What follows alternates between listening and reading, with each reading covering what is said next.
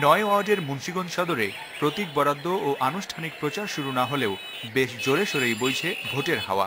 নির্বাচন নিয়ে ভোটারদের মধ্যে খুব একটা আগ্রহ দেখা না গেলেও ব্যস্ত সময় কাটাচ্ছেন প্রার্থীরা। এদিকে পৌর নির্বাচন সুষ্ঠু হবে কিনা তা নিয়ে আগেই শঙ্কায় পড়েছেন বিএনপি ও আওয়ামী লীগের বাদ পড়া প্রার্থীরা।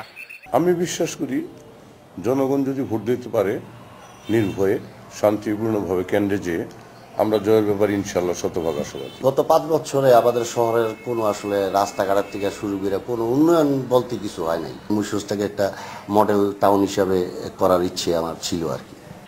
সুষ্ঠু ও নিরপেক্ষ নির্বাচন চান আওয়ামী লীগ প্রার্থীরাও। তবে নির্বাচন সম্পর্কে আগাম মত দেওয়ার সঙ্গে দ্বিমত করছেন তারা। অবকাঠামোগত উন্নয়ন তো সবাই বলে এটা প্রথম কাজ, কিন্তু এর পাশাপাশি আমি গুরুত্ব দিব সামাজিক নিরাপত্তাটাকে। মানে চুরি ডাকাতি মাস্তানি চাঁদাবাজি এগুলো একেবারেই নির্মূল করব ইনশাআল্লাহ। ভোট সুষ্ঠু ও নিরপেক্ষ করতে প্রশাসনের সব ধরনের প্রচেষ্টা অব্যাহত থাকবে বলে নিশ্চিত করলেন জেলা প্রশাসক।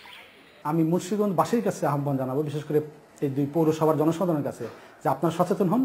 প্রশাসন সুষ্ঠু অবাধ নিরপেক্ষ নির্বাচনের জন্য দৃঢ় প্রতিজ্ঞ। নিরপেক্ষ নির্বাচন আয়োজনে প্রশাসনের সর্বস্তরের সহযোগিতা দরকার বলেও মত দেন তিনি।